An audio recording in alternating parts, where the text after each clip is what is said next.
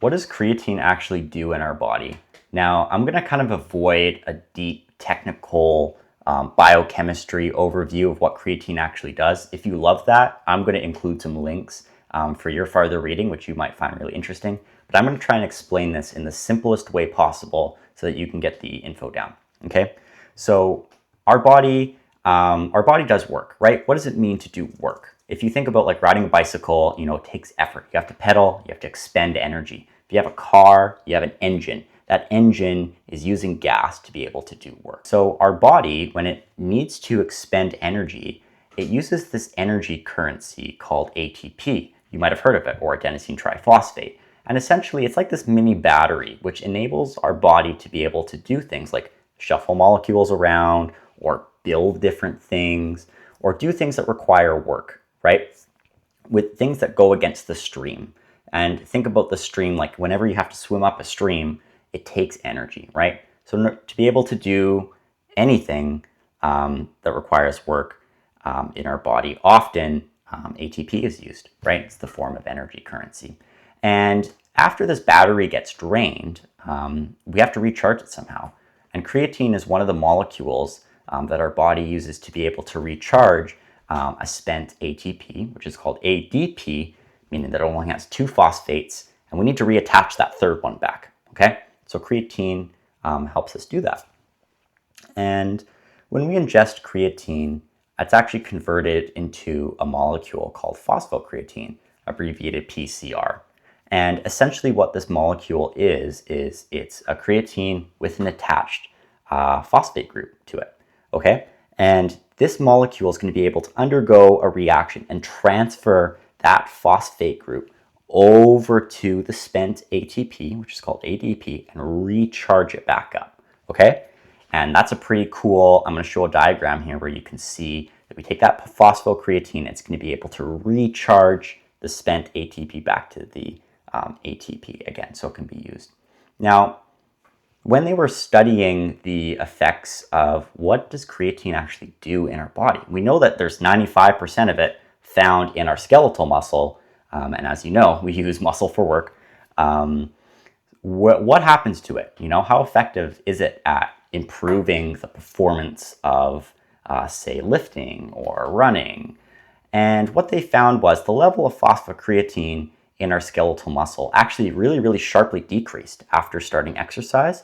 And most of it was actually all gone by around 30 seconds. So they were kind of thinking like, what does this mean? What it actually means is that phosphocreatine is one of the ways that our body is able to regenerate its energy store, but it acts on the short term, okay? So you're gonna see a real benefit from things that require short intensity or like high intensity exercise or quick bursts of strength.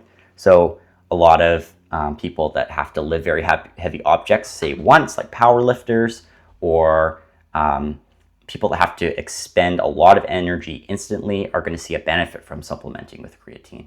But more endurance runners and things like that, where they're running for long periods of time, the phosphocreatine stores really, really cap out at around 30 seconds. So our body has to use other forms of generating energy past that 30-second mark. So creatine supplementation won't actually really help past that point. So in 2021, there was a systematic review talking about creatine and its role in health and disease. And they actually found a 10 to 20% improvement in strength, okay, when people were doing high intensity exercise. That's crazy, okay? If you've ever been to the gym or participated in a high intensity exercise sport, 10 to 20% improvement, that's pretty impressive, okay? That's after creatine supplementation. They did also find an increase in lean muscle mass, or at least retention of it, especially as populations got older. We know that there is a decrease in muscle mass as we age, so potentially creatine is able to help us maintain some of that lean muscle mass as well. And one thing that you might have heard about creatine is that there's actually a little bit of a water weight gain that we have when we supplement with creatine. And I didn't know why, and I found it really interesting that this is actually due to water, right? It's a water weight gain. And when we ingest creatine and it travels through the bloodstream and it ends up depositing itself in our skeletal muscle, that changes the osmolarity. And that's just really a fancy word for saying how much water wants to move, like where water wants to move. So if we think about adding creatine to muscle, essentially we're attracting water in a way. So the water is going to move across into the muscle, and that's going to result in a couple pound increase after supplementing. But it is also super cool. There is some emerging evidence about the potential cognitive benefits of supplementing with creatine. Some of them include improved memory, include faster processing speed, and even resiliency after sleep deprivation.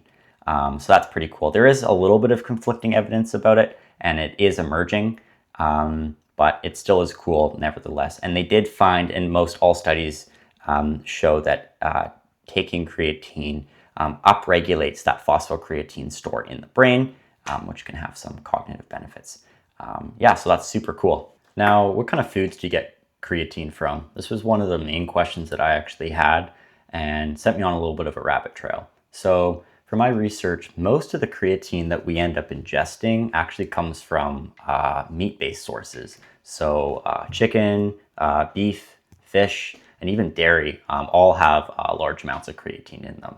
And if you're a vegetarian or vegan, you're unfortunately out of luck, because all plants actually don't create creatine or store creatine when you ingest it. So you can actually get creatine from plant-based sources alone. There is some plants that do have the amino acid building blocks to be able to help build that creatine, but most vegans and vegetarians end up having to supplement with extra creatine in their diet. Okay, so creatine is one of the most widely used sport enhancement supplements available today. And if you actually want to supplement with it, how much should you actually be taking? And the International Society of Sports Nutrition states that for most people, taking between 3 and 5 grams a day is beneficial. If you do some more research, you might find that some people end up taking what's called a loading phase, where they essentially take even more creatine, up to 25 grams a day, to be able to saturate their muscle tissue before lowering back down to that 3 to 5 grams.